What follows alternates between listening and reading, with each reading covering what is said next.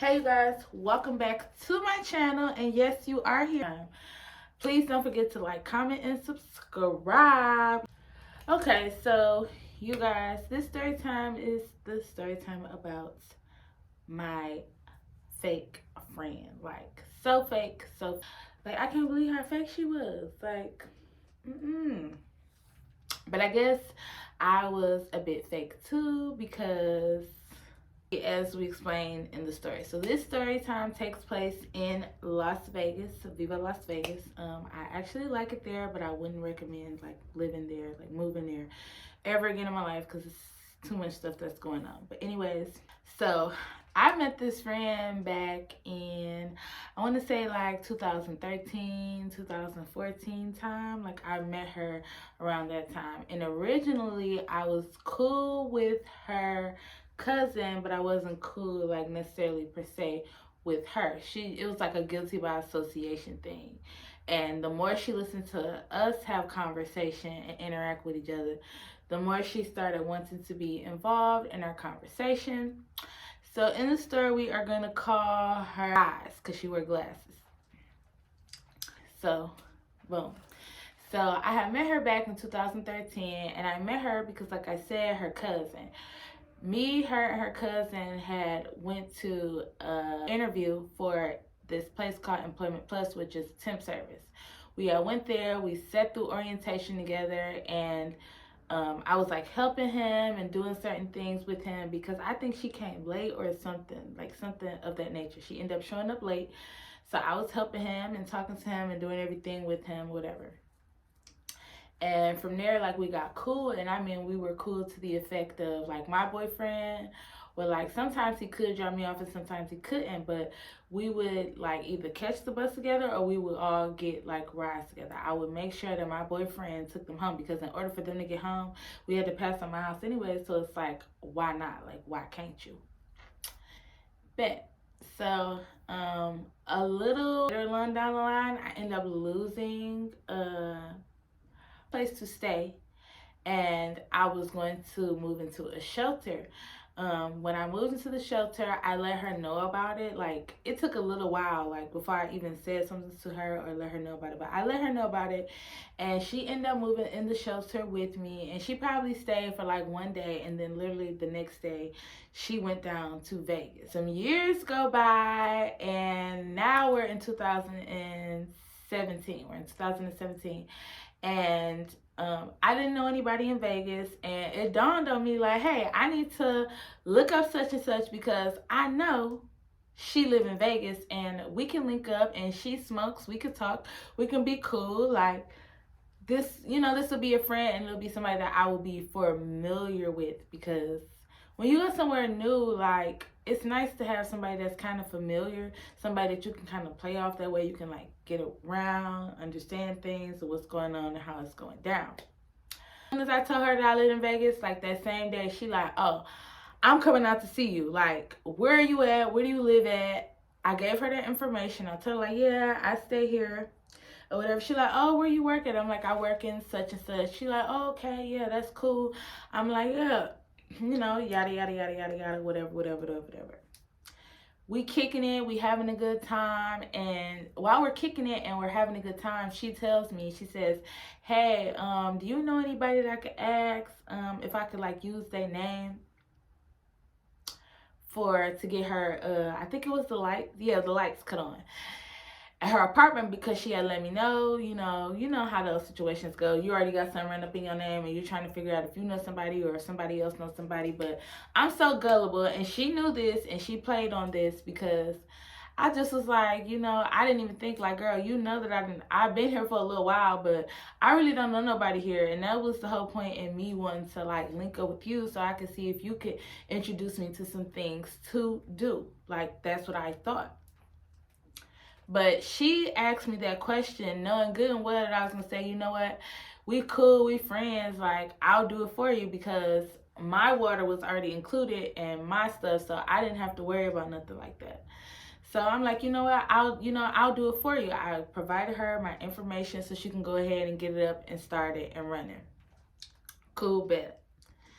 So now I need you guys to understand our friendship a little bit, to understand why I did what I did, because she was really, really, really, really, really, really cool. Like, when I was going through stuff with my ex and everything like that, like, she would, like, be there for me, like, giving me encouraging words. She was never like, oh, you should leave that nigga, even though that's probably what she was thinking to herself. Like, she never did that.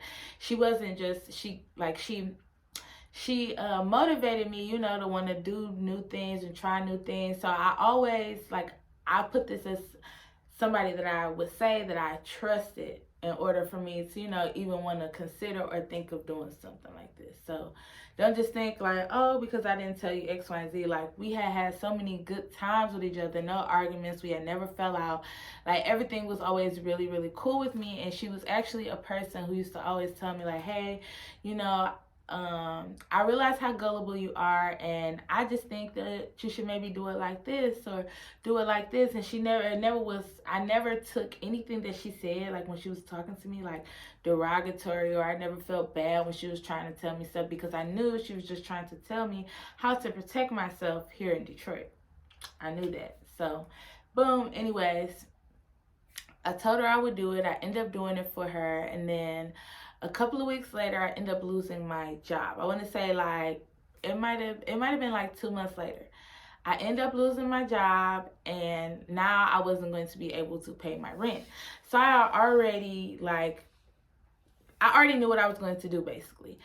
I just needed to figure out how I was going to go about doing it. Now, I knew that when I had lost my job, it was close to the time of me getting my last paycheck.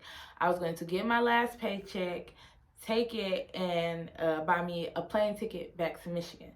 So I just wouldn't be out in Vegas, and so I wouldn't have to go to shelter or anything like that, because I already knew, I'm like, I really didn't want to stay here no more either. So maybe this was a sign from the man above that it is time to go, okay? It's time to go. We gotta go. We gotta get up out of here. But anyways, I lost my job, and literally, like, I had been new, like, for a week that I was I knew a little bit longer than that, but I had been new, like, okay, I don't have any more money to pay for this place. I don't know what I'm gonna do, and I have to leave up out of here. What do I do? So I'm like I'm sitting there thinking, and then it just dawned on me, like, why don't I ask my homegirl? I know she got a place because I'm the one who helped her get the place. Get the place, because she couldn't get the place without being able to cut on the utilities in the place. Bingo. So I called her up, and I basically told her everything that was going on. And she was like, oh my God, like, I'm so sorry that's happening to you, but I got your back, girl.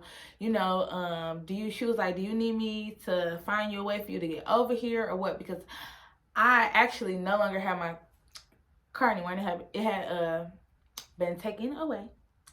So it's not like I could just drive over there. So I'm like, no, you know what? I told her, like, I got money for a lift. I just need to bring my stuff. Now, I will tell you this. I never told her when I was going to leave. I never told her that. I never gave her an inkling of anything. I told her that I was going to leave, but I just never told her when. Like, which is something that you kind of should tell, like, when you live with somebody, because you can't stay with them forever. But it wasn't nothing like that. It's just like I already had like plans in my head, and I just didn't want to divulge certain information. And I've always been like this, and going forward, I now see why. So I was staying with her. The first incident that took place was her fucking boyfriend. I didn't really like her boyfriend, and I did not care for her boyfriend. But even if I don't care for somebody, I will still respect them. As long as you don't disrespect me, I won't disrespect you. And a lot of times, even if you do something to disrespect me, I just learn how to move, like, stay away from you after that. Like, I still don't feel like I have to be like aggressive and attack you or do anything like that. So and her boyfriend, we end up getting into it because for whatever reason, he thought that it would be funny if he would play with me, and how we were like, I was laughing at something that he was doing, but he ended up like putting his foot in my face, like still like playing with me, like, whoa, whoa, whoa, and the shit pissed me off. Like, I'm not gonna lie, like, why the fuck would you put your feet in my face? Like, no, don't do that. So he did that, and like we got into like a little verbal sparring match, and that was that. Like, she like, oh, stop arguing, you know, like let that shit go, don't say nothing. But he was steady in the room talking shit, like, and it pissed me off. Like, are you serious? So I did shut up because I'm like, you know what? I don't even have to say nothing no more. I been had my plane ticket bought because when I knew I was gonna be getting put out of my apartment, what I did was I bought the ticket for a month later. I didn't buy it for like the next week or nothing like that because the flight price would have been high if I would have tried to buy it the same day, and I wouldn't have had no money left over or nothing.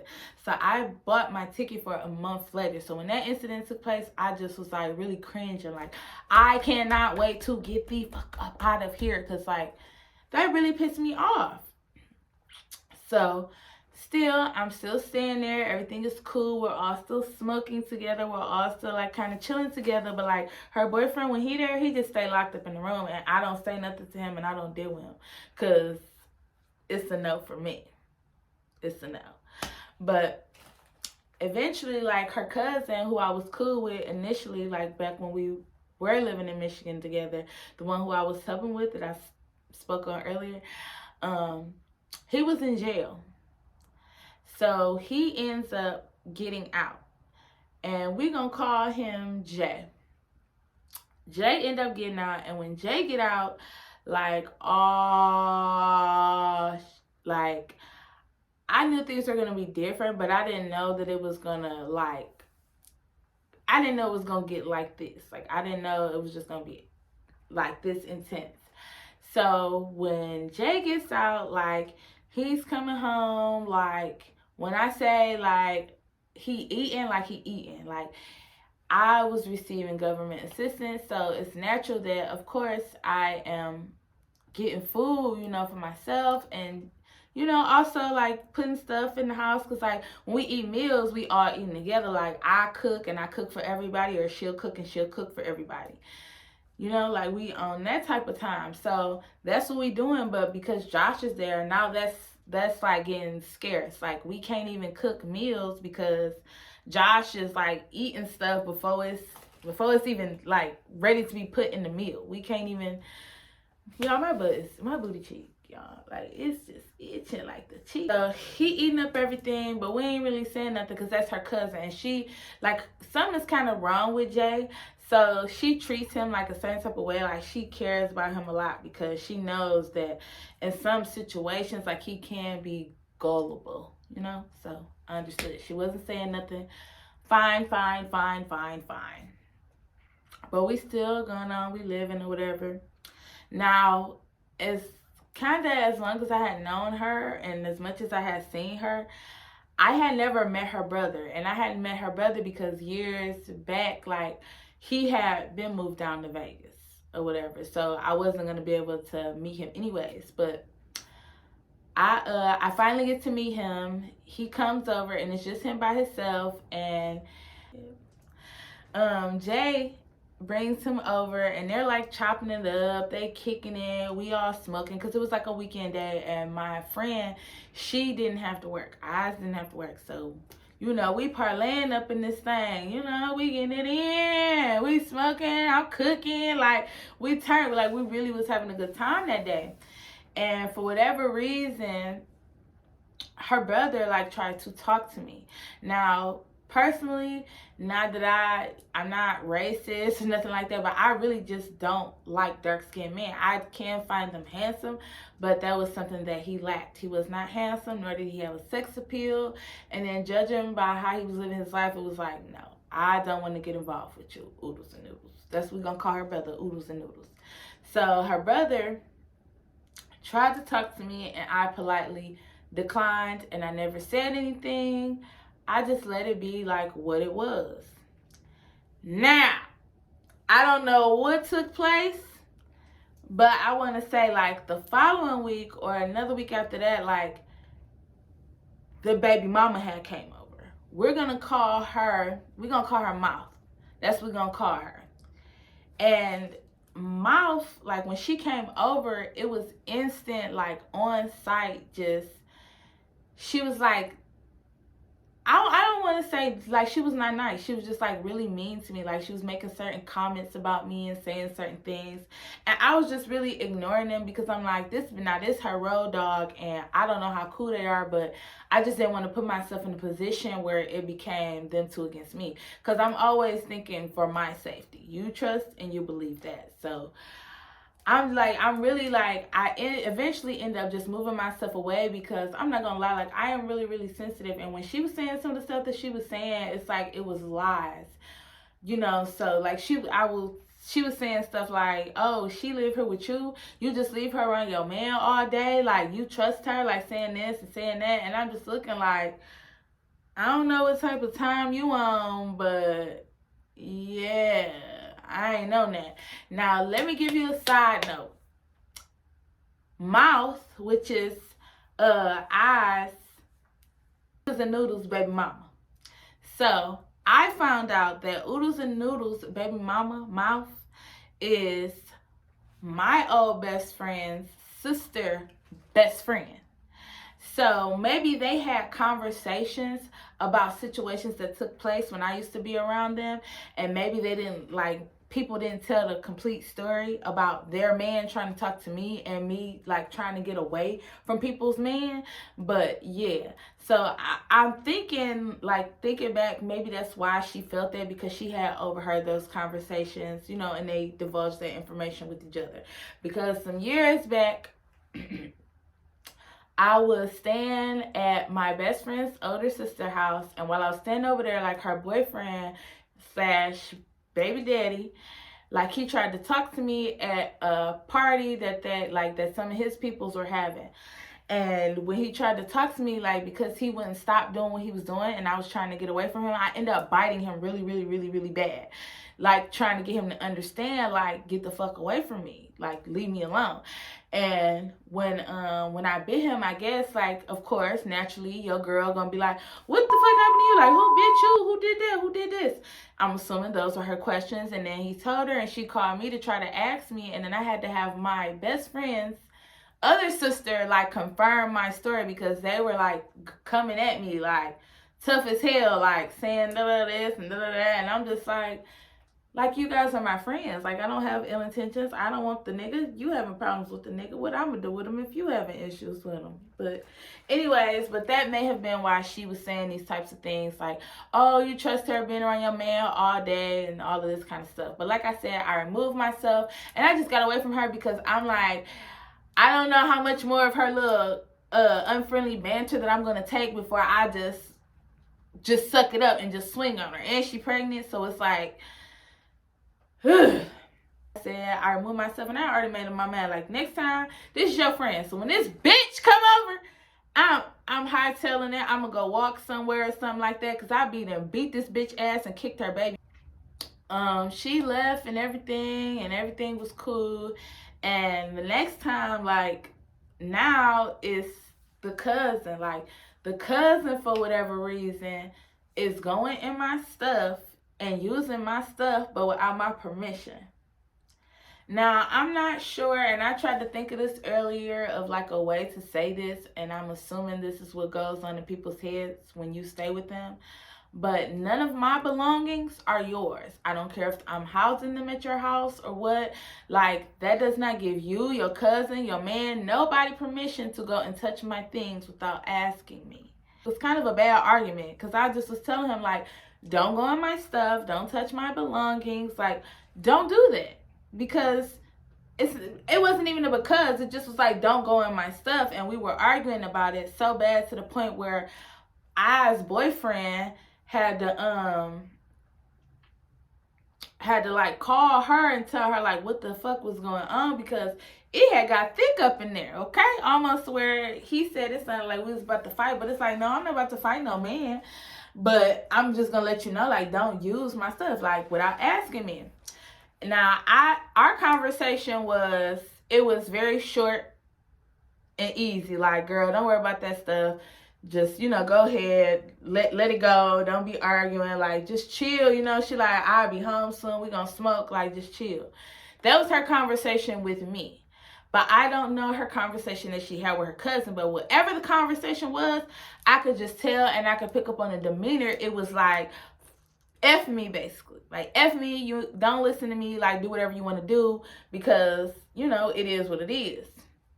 I'm like, it's too much stuff going on here, and I don't have a job, so I need to find something to keep me occupied. Which she used to always be asking me, like, hey, are you gonna look for a job? Are you gonna look for a job? And I would tell her, like, yeah, but I wasn't looking for a job because I knew that I was not about to be living there no more. Like, I knew this already, so I would just tell her whatever and go on about my business. And when I started walking the dogs, that's when it was probably like 2 weeks before it was getting ready to be time for me to go, whatever. Like, stuff was just so weird in the house. Like, we was all still smoking together and being cool, but like everything had just got just weird. And I felt like how she was treating me was weird. Like it used to be in the morning when she wake up, like she'd make breakfast, you know, she'd wake me up. More than likely, I'd be woke before everybody, but if I wasn't, like, she would wake me up, like, come on, girl, let's go smoke. You know, let's go do this, let's go do that. And it's like, all of that stuff just started really dwindling down. Even though we were still, like, you could just tell, like, the vibe had just really changed. And on top of the vibe changing, like,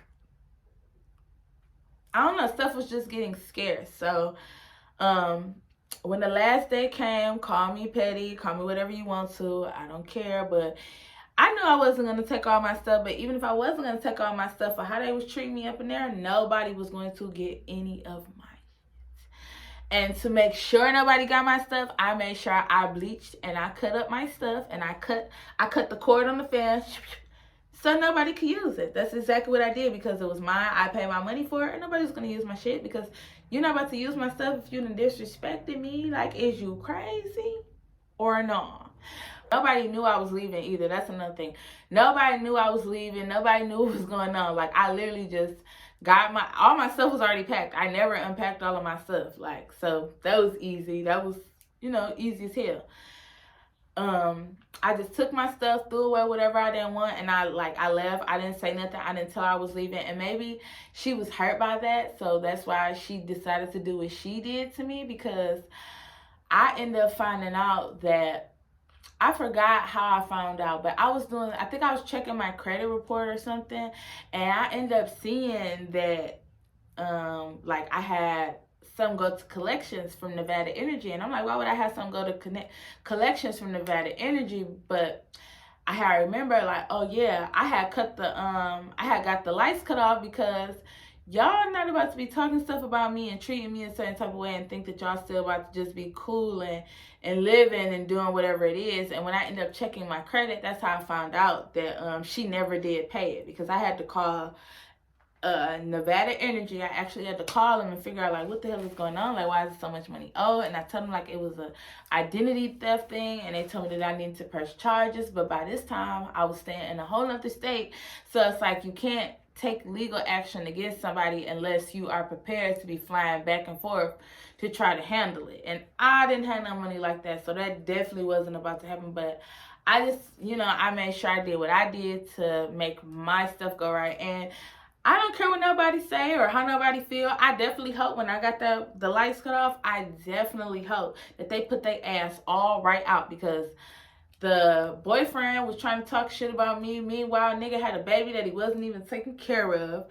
Nigga he was older than everybody in the house. This nigga was literally like getting ready to be 40, making $7.40 an hour, working at a fast food place, but walking around wearing Jordans and all this crazy stuff going on. So I really was just like, what?